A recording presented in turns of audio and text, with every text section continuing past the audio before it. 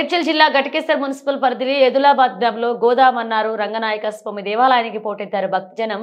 ధనుర్మాస శుక్లపక్షంలో వచ్చే ఏకాదశి 3 కోట్ల మంది దేవతలు భూలోకానికి వచ్చి ఆ రోజున శ్రీ గోదా రంగనాథుని పూజిస్తారని, ఉత్తర ద్వారం గుండా స్వామివారిని దర్శిస్తే సమస్త పుణ్య పరంపరలు చేకూరుతాయని భక్తుల నమ్మకం. భక్తులకు ఎలాంటి అసౌకర్యం కలగకుండా సర్వం సిద్ధం చేశామన్నారు.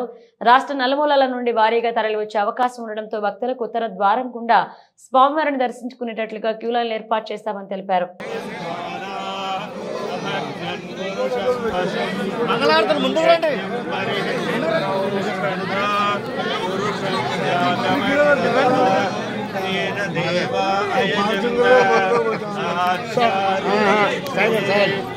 గోవిందా